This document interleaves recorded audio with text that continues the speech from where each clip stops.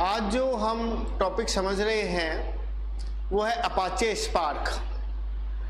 वही सेम बात जो मैंने आपको हडूप में बताई, वही सेम बात जो मैंने ओजी में आपको बताई, और वही सेम बात स्पार्क पे मैं आपको बताऊंगा। फिर इसी चीज़ को हम बोर्ड पे भी समझेंगे कि ये हडूप का मॉडिफाइड वर्जन नहीं है, मतलब ये हडूप की तरह काम करता है, हडूप का यूज करने का एक तरीका है, लेकिन उसका मॉडिफाइड वर्जन नहीं है कि आपने उसे बदलाव करके इसको बनाया, ऐसा कुछ भी नहीं है। स्पार्क को उपयोग लेने का स्पार्क हडूप की दो तरीके हैं, एक तो होता है स्टोरेज, एक होता है प्रोसेसिंग। मतलब आप डेटा को स्टोर करके रख लो या उसका प्रोसेस करो, ये दो काम आपको स्पार्क प्रोवाइड करवाता है। फास्ट मेथड है क्लस्टर मेथड। अब क्लस्टर का मतलब एक ग्रुप बना के फिर काम करता है, और हडूप मैप रिड्यूस बेस्ड है। मतलब मैप रिड्यूस बेस्ड का मतलब जो भी आपका डेटा जो है उसको पर्टिकुलर पहले मैपिंग करेगा, फिर उसको रिड्यूस करेगा। ये मेथड मैंने आपको हडूप के अंदर समझा रखा है, तो वो वीडियो जरूर देख लें मैप रिड्यूस वाला, फिर ये बात आपको समझ में आ जाएगी। और वहीं पर भी यही बात है, उसमें जो बताई गई थी मेमोरी क्लस्टर बनाया जाता है, फिर उसको रिड्यूस किया जाता है, और ये एप्लीकेशन प्रोसेसिंग की स्पीड को बढ़ा देता है। और बैच एप्लीकेशन में यूज होता है। बैच एप्लीकेशन मतलब 1 by 1 जो है अपने प्रोसेस करने में ये आपको क्या करेगा, मदद करेगा। इसी तरह से अगर हम लोग आगे बढ़ते हैं, बैच एप्लीकेशन का मतलब होता है एक एक करके काम करता है, 1 by 1, उसको हम क्या बोलते हैं, बैच एप्लीकेशन।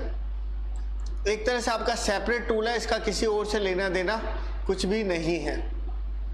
अब अपाचे स्पार्क की अगर बात करें तो स्पीड बढ़िया होती है, 100 गुना स्पीड ज़्यादा है।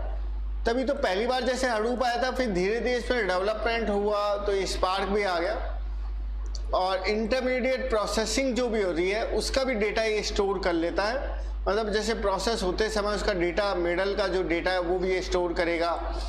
कई लैंग्वेज को ये सपोर्ट करता है, जावा है, पाइथन है। जैसे वो तो केवल जावा को सपोर्ट करता था, तो उसका कंपैरिजन करोगे तो मैटर आपको याद रह जाएगा। एसक्यूएल क्वेरी आप लोग लगा सकते हो। एसक्यूएल क्वेरी कहाँ काम आती है, मैप रिड्यूस है। मैप रिड्यूस की मैं बातें आपको कर ही चुका हूँ कि पहले आप वीडियो देखें मैप रिड्यूस का। Spark built on Hadoop, Hadoop के साथ में काम करता है। क्या काम करता है, अकेले काम कर सकता है।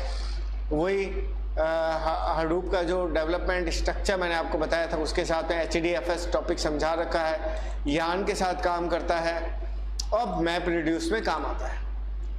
तो आपको पहले उस टॉपिक को दिमाग में रखना पड़ेगा, तभी आप स्पार्क को इजीली समझ सकते हो।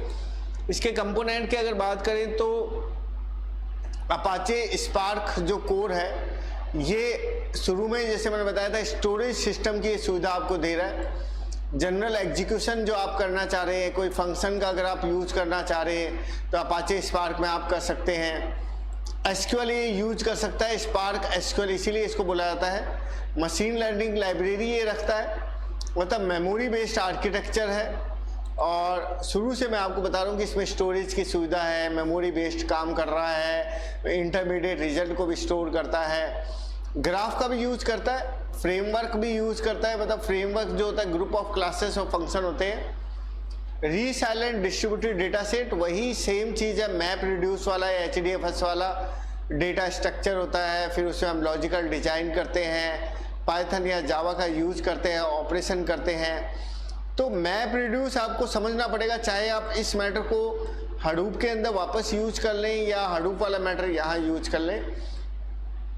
इटरेटिव होता है, इंटरेक्टिव होता है। इटरेटिव का मतलब ये होता है कि मल्टीपल कंप्लीशन में उपयोग होता है, कई एक साथ में अगर आप काम में लेना चाहते हैं तब ये आपको मदद करेगा। मल्टी स्टेज काम करेगा, एक के बाद करता रहेगा, तभी इसका नाम इटरेटिव है। इटरेटिव मतलब एक के बाद एक, आगे से आगे बार बार बार बार बार बार उसको यूज करता रहेगा। इंटरेक्टिव का मतलब होता है कि एक इनपुट है, उस पर क्वेरी बहुत सारी लग रही है, तो उसको हम क्या बोलते हैं, इंटरेक्टिव कहते हैं। मतलब एक इनपुट है और उसके ऊपर क्वेरी यहाँ से भी आ रही है, क्वेरी यहाँ से भी आ रही है, क्वेरी यहाँ से भी आ रही है, तो कई जगह से उसके पास क्वेरी आ रही है। स्पार्क का इंस्टॉलेशन की अगर बात करें तो जावा को इंस्टॉल करें, स्काला एक कमांड है उसको इंस्टॉल करें, डाउनलोड करें, उसको इंस्टॉल करें। ये आप करते जाएंगे 1 by 1, नेक्स्ट करके इंस्टॉल हो जाता है। बस नेट से आप सर्च कर लेना, स्काला को, जावा को, और ये ऑनलाइन आपको मिल जाएंगे, इसको आप इंस्टॉल करके रख लें। स्पार्क का डिप्लॉयमेंट अगर करना चाहें तो स्पार्क को डाउनलोड करें, उस फाइल को कंपाइल करें, जैसे कि आप नॉर्मली किसी जावा की फाइल को करते हैं, जार फाइल आपकी बन जाएगी, उसको सबमिट कर दें स्पार्क एप्लीकेशन। तो ये आपका स्पार्क है जिसमें इनबिल्ट बने बनाए बहुत सारे फंक्शन है, काउंट है, मिनिमम है, मैक्सिमम है, सबट्रैक्ट है, ऐड है, कुछ भी बहुत सारे फंक्शन है जिनका उपयोग आप कोडिंग के लिए भी ले सकते हैं। अब मैं इसको बोर्ड पे आपको समझाता हूँ। ये जो स्पार्क जो है ये मेनली जो है आप समझिए कि जैसे क्लाउड कंप्यूटिंग जो है उसको करने में मदद करता है। कुछ पॉइंट है इसके, नोट डाउन कीजिएगा। सबसे पहली चीज है हडूप की तरह काम करता है। इसका मतलब हडूप का मतलब ये हो गया क्लाउड कंप्यूटिंग। जैसे कि मैं पुराने वीडियो में भी आपको कई बार बता चुका हूँ, क्लाउड कंप्यूटिंग मतलब हम हमारे डेटा को किसी सर्वर पर स्टोर करते हैं। एक मतलब ये मत समझे कि मॉडिफाइड वर्जन है, और इसमें जो सबसे बढ़िया जो चीज़ है वो है स्टोरेज की और प्रोसेसिंग की। मतलब आप शुरू से इसमें ये पॉइंट समझ रहे हैं, जैसे मैंने नोट्स में भी आपको बताया था कि इसमें स्टोर करने की सुविधा है और प्रोसेसिंग करने की भी। इस जो ऐप है या जो अपना सॉफ्टवेयर है उसमें ये सुविधा इसके अंदर है। अब इसको कैसे इंस्टॉल करते हैं वो भी हम लोग देखेंगे। तो सबसे पहला जो इसके अंदर बार बार जो चीज़ आएगी वो आएगी मैप रिड्यूस, और आप कह सकते हैं HDFS। और इसके बारे में मैं आपको शुरू से बता चुका कि पहले आप पुराना जो हडूप का जो मैटर है उससे समझे कि मैप रिड्यूस में क्या था कि आप पहले मैपिंग करते थे, फिर उसको रिड्यूस करते थे, मतलब कंप्रेस कर देते थे। फायदा इसका वही सेम चीज़ है। इसके बेनिफिट इस साइड लिख देता हूँ मैं। इसके बेनिफिट क्या आ रहे हैं, एक तो इसमें स्टोरेज वाला तो है ही है, एक इसकी स्पीड जो है वो इसमें क्या होती है, फास्ट रहती है, स्पीड इसकी बढ़ी आती है। एक जो चीज़ है ये बैच एप्लीकेशन में यूज होता है। बैच एप्लीकेशन मीनिंग होता है एक एक करके, वन बाय वन, एक एक करके, एक के बाद एक अगर आप प्रोसेस करवाना चाहते हैं तब आप किसका यूज करते हैं, बैच एप्लीकेशन का। अब इसके पॉइंट के बारे में अगर मैं आपको बताऊँ, ये तो हो गए बेनिफिट हो गए। एक तरह से सेपरेट टूल है आपका, आपको कोई अलग सा इसको यूज करने की इसको आपको ज़रूरत नहीं है। बेनिफिट मैंने आपको बता ही दिया, स्पीड इसकी फास्ट होती है।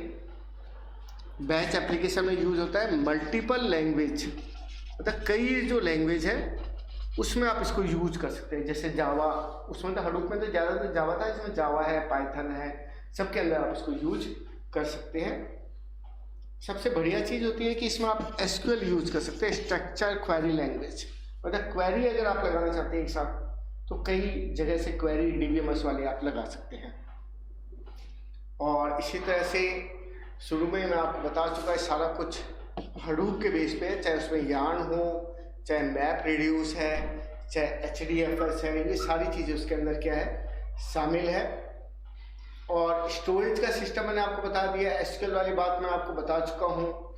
और एक तरह से ये जो है ये हमारा मेमोरी बेस्ड आर्किटेक्चर है, मतलब सारा काम इसमें क्या हो रहा है, मेमोरी के ऊपर अकॉर्डिंग हो रहा है, तो प्रोसेसिंग भी कर रहा है। और ये आपका एक फ्रेमवर्क है। फ्रेमवर्क का मतलब क्या होता है, फ्रेमवर्क मैंने कई बार आपको बताया, जिसमें क्लासेस होती है, फंक्शंस होते हैं, उनका ग्रुप जो होता है वो आपका क्या कहलाता है, फ्रेमवर्क कहलाता है। अब इसी तरह से अगर हम मैप रिड्यूस के अंदर भी अगर मान लो हम मैटर बढ़ाना चाहते हैं मैप रिड्यूस का, तो हम कहते हैं कि दो मेथड होते हैं इसके।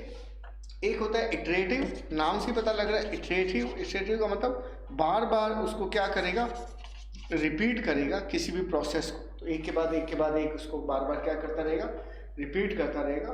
और इसके अलावा जो इंटरेक्टिव जो है, इटरेटिव ये हो गया, तो इंटरेक्टिव क्या होगा, इंटरेक्टिव का मतलब ये होगा कि एक आपका है और उसी पे आप SQL क्वेरी यहाँ से लगा रहे हैं, यहाँ से आप SQL क्वेरी लगा रहे हैं, तो वो आपका क्या कहलाएगा, इंटरेक्टिव कहलाएगा। मतलब इंटरेक्शन आपके बीच में, ताकि आप उसके आउटपुट को समझ सकें।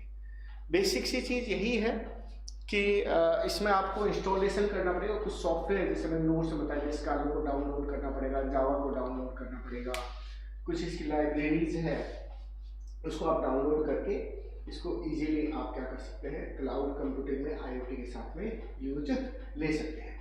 तो ये आपका एक टॉपिक है, इसकी पिक आप लेकर रख सकते हैं ताकि अगर आप एक ही बार में इसको समझना चाहें तो इजीली समझ सकते हैं।